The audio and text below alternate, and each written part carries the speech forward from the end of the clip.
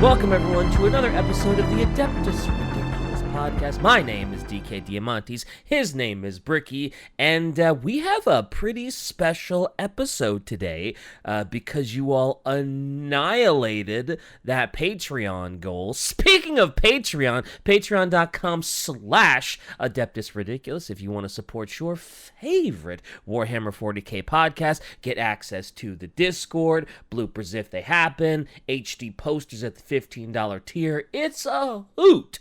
Patreon.com/Adeptus Ridiculous. And now Bricky's going to tell you about the book that we're reading and merch. Yes, indeed. The book we're reading is Belisarius Call, The Great Work. Give that a read. We'll have an episode this month, most likely. And for the merchandise, in the newest fashion of posters and posters everywhere, we have two new ones that are actually going to be permanent additions to the store. You may have seen the weird one of me with the enormous forehead, DK and his tall glasses Slanesh, and Shy putting a bolt pistol to his head. I love that one. It is fantastic. I asked the artist if they were okay with that, gave them some money, and bada bing, bada boom, here we are. And the second one is the party group, a lot more of a serious one that you see on our objective mats that we also sell. The really badass one, DK's got his Skitarii and his big ol', or looking like Advec looking cat ears, and Shy's actually got the flaming power sword thing. It's really, really, really cool one. Hell yeah. Also, for the patrons, we actually have two posters for the patrons this month. One for Detective Ridiculous and one for regular. And we have so a look out for Detective that. Ridiculous poster? Apparently. Oh, hell yeah. I was about to ruin this whole episode. Damn you, YouTube! YouTube! I was about to ruin the whole thing. All right, DK. It's time. It's time. This one's been requested a lot. Yes, our maybe number one, number two. Blood Angels were pretty up there originally. Yeah, now that the Blood Angels are gone, this is easily one of the most requested. Yeah, I had a great time researching this topic. You want to know why? Because there is very little about Rylanor, and it probably took you all of 20 minutes to research for this episode. You're goddamn right, DK. It took me maybe half an hour to research this episode, and knowing me, I'm still gonna get something wrong. Wonderful. Absolutely wonderful. So this one little thing that Rylanor does and is notable for must be, like, it's gotta be huge. Like, the amount of people that have asked for Rylanor, demanded Rylanor. It's a very short story.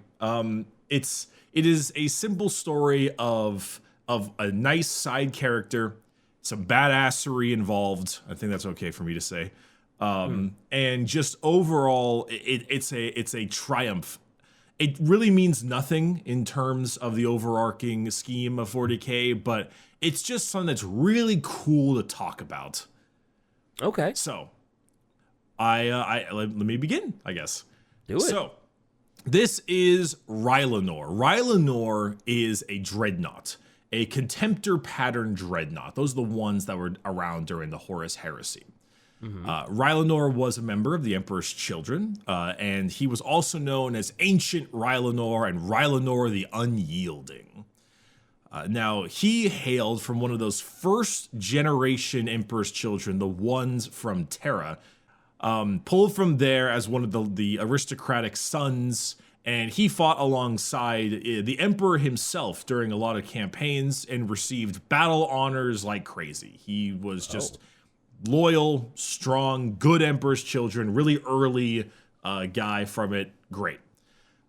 He was eventually interred into the Dreadnought when he was mortally wounded by the Aeldari in the 30th Millennium, a couple decades before the Horus Heresy, so quite a while before everything went downhill. Ooh. Is that his Dreadnought that I just posted?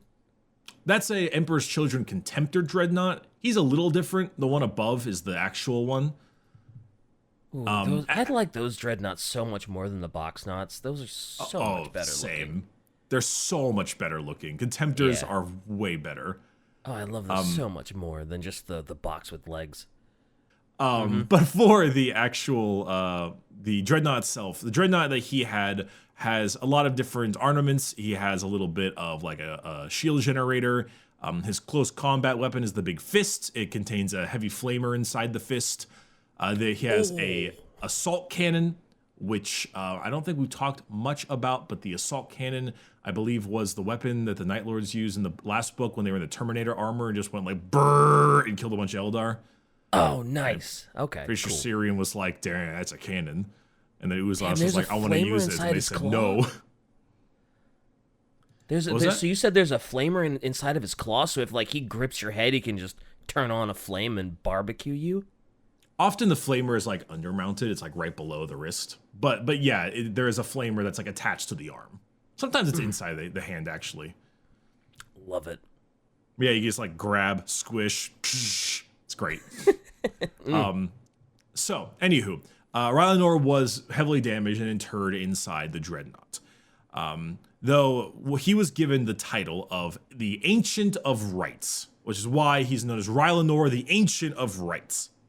This had him presiding over the 3rd Legion's like ceremonies of induction on one of their capital ships. Like he was like, I don't know, he's like a ceremonial kind of guy, you know? He was the one who helped like, you know, like new members and you know, the Ancient of Rites, you know, he's ancient because he was kind of like, you remember Malkarian, everyone kind of appreciated him a lot, and Rylanor had the same thing. Everyone really looked up to Rylanor because he was an ancient who is, you know, battling even in death, to say the least, and he was their ceremonial person, you know, the Emperor's Children and their ceremonies. I mean, come on now. Oh, sure, yeah. Just the Imperium in general with their ceremonies, yeah.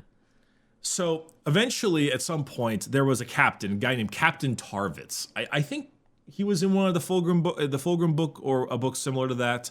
But Captain Tarvitz was not super stoked with had some suspicions of, remember Eidolon, the guy got turned into a zombie? Yeah, poor guy. They were going down to Isstvan III. This is the virus bombing one. Ugh. And he was a little bit suspicious of Eidolon, as it's really damn weird for the Lord Commanders not to take part in, like, the spear tip of the assault, especially when they're so close to Fulgrim and they want to show off. Like, Eidolon loved to flaunt himself all the time. So he wasn't doing the attack. And the captain was like, "That's weird. I don't like that. I want to stay on board." And he went to Rylanor and said, "Hey, can we like switch seats? Can you take my spot in this attack? And I'd like to stay on the ship because I don't trust." Okay. And Rylanor was like, "That's weird, but all right." And he kind of honored it anyway. He's like, "That's a bit of a strange ask, but okay, I'll do this for you." Mm-hmm. Rylanor was then virus bombed because that's what happens on Isstvan 3. Yeah, kind of hard to avoid that. And so Rylanor kind of became this bastion, because he survived, and became this bastion for all the Loyalists there. He was this kind of icon of like perfection and duty to the Emperor, because 1, Emperor's Children, and 2, he survived, and he was this giant ancient dreadnought who's like rallying all these people to his cause and really help the Loyalist group. Yeah. He was also one of the main targets for the heretics because he's a f***ing dreadnought. Oh, yeah. And he's a problem. Yeah. With virus bombing, you're essentially just dropping like a bomb and then lots of like, toxic poison, plague, and black come out, right? If you're in a virus dreadnought, bombing, it's often like a flesh eater virus. It like spreads if your flesh is like eaten apart. You're asking if a dreadnought can get affected by that? Yeah. I'm pretty sure, like, similar to a lot of the other Loyalists, any kind of armor break-ins or something, and the virus gets in, and that's that. And not only but the virus bombing didn't fully work, and that's why Angron went on the surface and was like, "Fine, I'll do it myself." The virus won't kill him, I will. And which got Horus very angry, but, you know, what are you going to do to stop Angron? No, and so Angron went to town. But anyway, Rylanor was considered or said to have been destroyed multiple times during the ensuing battles, but every time that happened, he was just wounded consistently, and his fate ended up being unknown. Okay. He was damaged, so on and so forth, and no one really knew what happened to Rylanor at the time. Okay. So Rylanor never turned traitor. He was always loyal to the Emperor. He never was like, oh yeah, let me go ahead and betray and be with Horus. My voice goes hoarse as I say Horus. Nice. That's the effect of the Dark Gods. Yeah, the Dark God Nurgle got me for a second. But yeah, so Rylanor never turns on the Emperor or the Imperium. Right. But yes, everyone who got virus bombed was loyalist. They took all the loyalist people from their chapter or from their legions, sent them down there and bombed them. Yeah. That was the whole point of Isstvan III, was to cull the loyalists from their ranks. And I guess if you're an Emperor's children, like, who's most loyal? Yeah, Rylanor.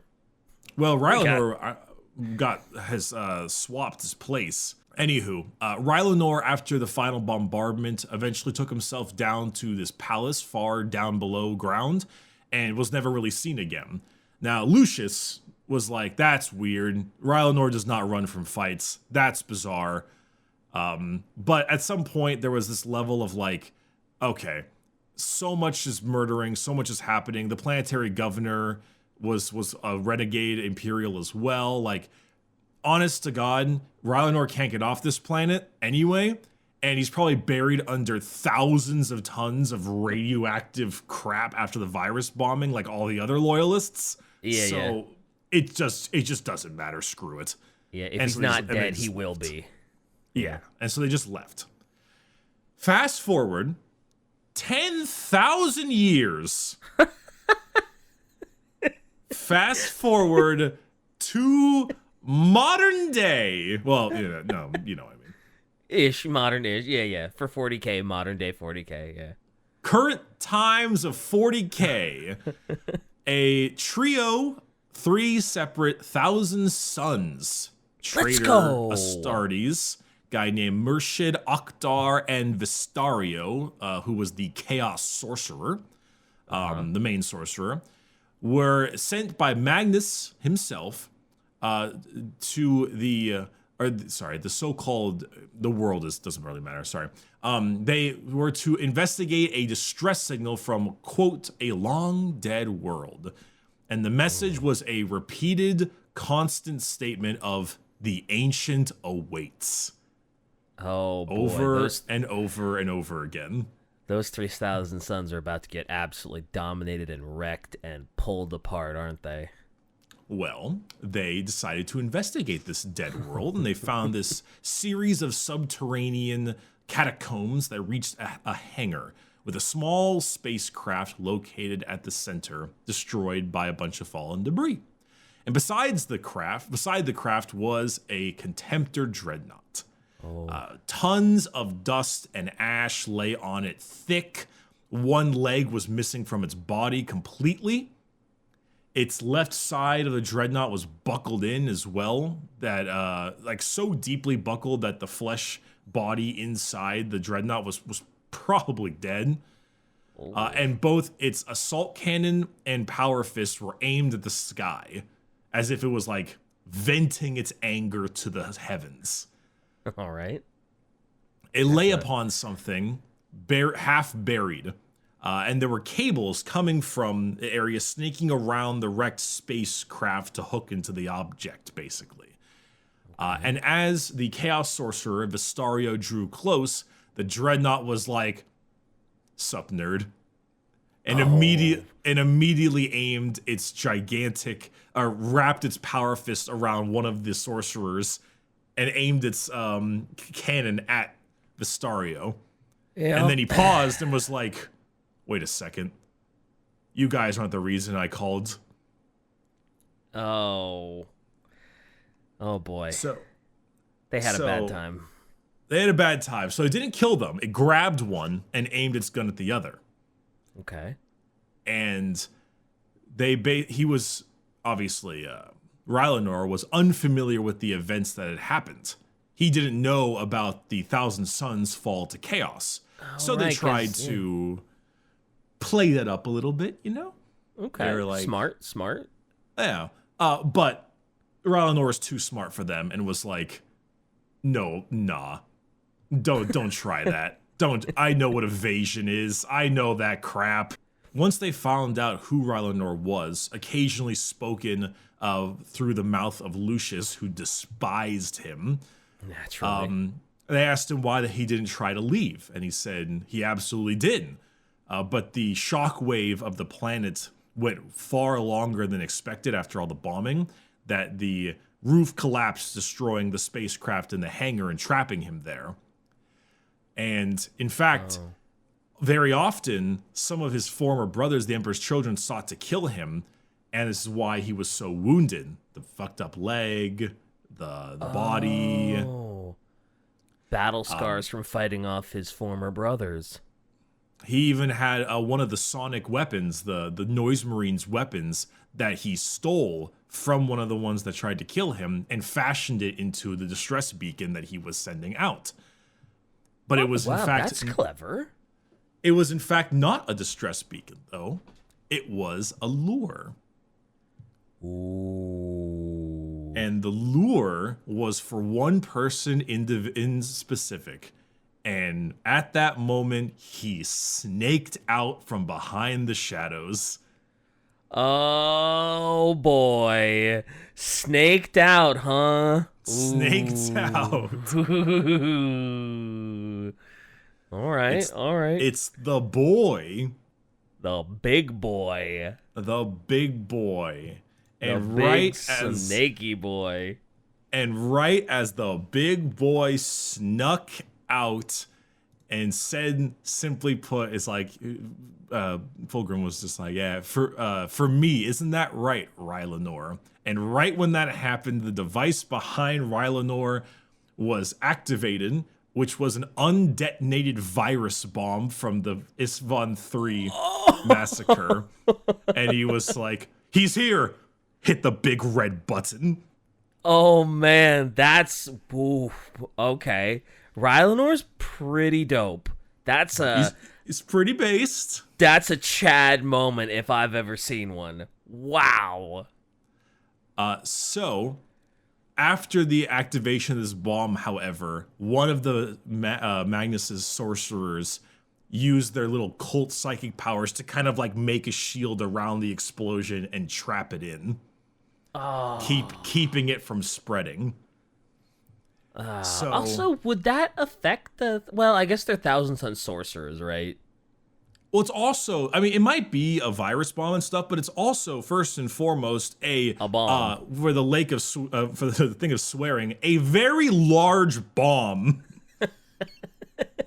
That's true. I keep thinking that it just pop, and then just like this cloud of toxic poisonous smoke comes out. But yeah, I guess it is still a very big explosion. It is a gigantic exterminatusing bomb, but unfortunately one of the sorcerers was able to hold back and contain the virus for the time being. That doesn't bode well for Rylanor. No. So the first thing he did was fire his assault cannon directly at Fulgrim, but Fulgrim, being the fast, snaky boy, grabbed it and crushed it in his hand, and then just grabbed the arm of the Dreadnought's body and ruptured it as well. And Fulgrim, of course, does a whole lot of peacocking. He's like, you wish me dead? Why? Because you think I betrayed you? The Legion? Oh, Rylanor, your thoughts are so narrow. If you could only see us now, how beautiful we have become.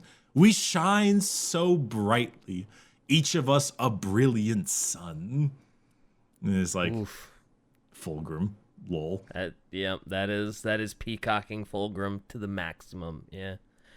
And I mean, it's okay though, because it was in response to Rylanor saying, you betrayed us, bellowed Rylanor. Your sons, you led us here to die. There is no forgiveness for that. None. You must die by my hand. The Emperor's justice will fall upon you. Not even Fulgrim the Illuminator can escape the Life Eater, which is the name of the bomb behind him. Ooh, yeah.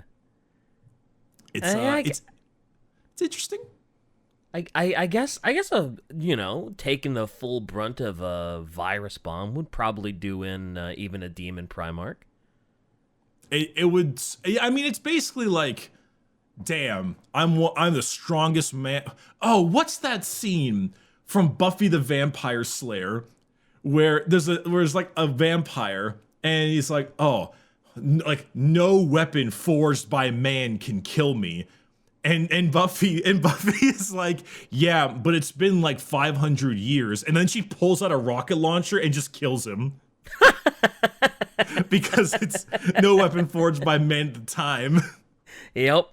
Anyway, back on track. Naturally, there's plenty of more and more peacocking, all those kinds of things. And Fulgrim was slicing up his dreadnought, buckling that part of him that was breaking apart. There's really nothing he can do. And the big exchange goes like this. He says, "Do not do this," barked the dreadnought. And Fulgrim replies, "Why not? I am your master. I can do whatever I like. I can crush you or I can raise you up. Return to the Legion. Accept the gifts of the Dark Prince, and you will walk at my side, clad once again in flesh. You can be anything, old friend. I will sculpt you into something beautiful, a god to these mortals." And Rylanor says in return, "Never. All we have left between us is that we will die together. I am Rylanor of the Emperor's Children, ancient of rites, venerable of the Palatine host, and proud servant of the Emperor of mankind, beloved by all. I reject you, now and always." Ooh, very steadfast, very honorable, very steadfast. It means his demise, but he will not compromise. Oh, hey, that's good.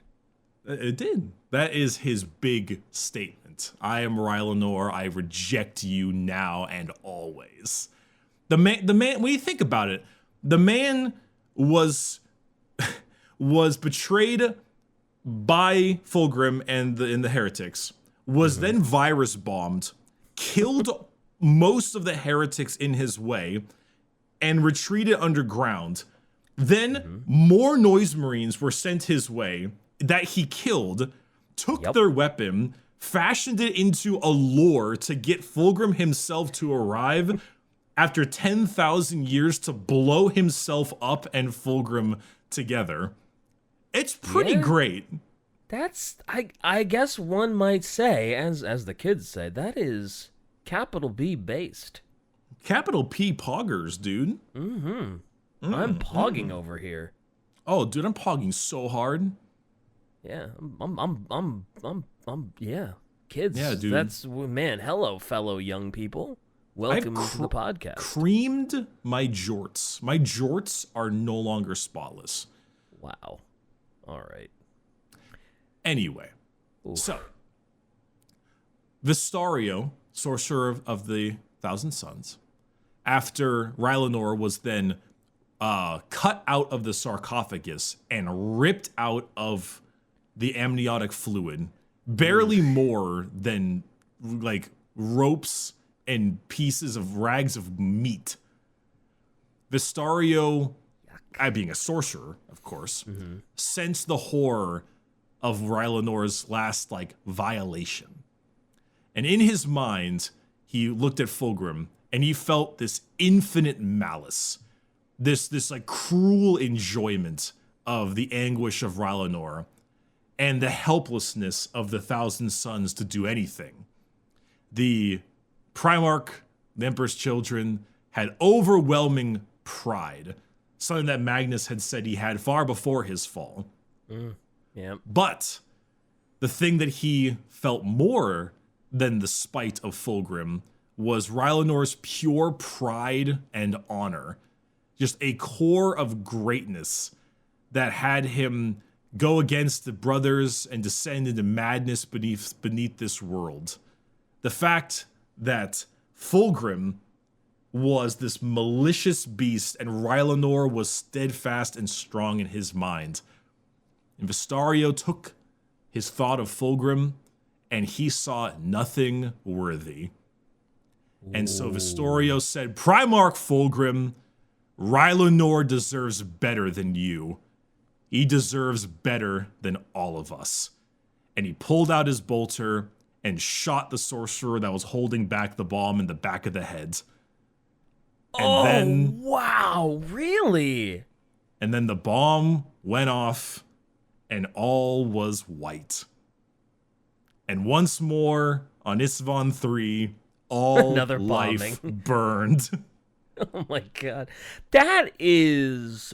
Wow. So Rylanor was so good, so pure, so honorable, that the Thousand Son, a traitor, was like, whoa, and was so compelled to give him a better death than the malicious, awful Fulgrim that he actually shot his own brother to let the bomb go? I think it was less a Rylanor as like a loyalist and more of a like pure pride and honor and duty bound nature of Rylanor, and the fact that in Fulgrim it was just malice and hatred. Like Magnus may have fallen to traitors, but he's not this disgustingly hyper obsessed, awful, torturous being. True. Fulgrim is just he's awful. just like he's like pure hatred and well, malice. It's really just malice. He wants to see him suffer. Wow, that is I would not have expected that ending. I thought it was just going to end with Fulgrim crushing Rylanor, and that's just the end of the story. Wow, that's a big deal. That's a huge deal. Well, there's something to be said about being such an absolute sick bastard that even your compatriots want to see you fail. Yeah, that is awfully sick. That even a Thousand Sons traitor's like, ooh, too much. So Fulgrim, unfortunately, of course, lives.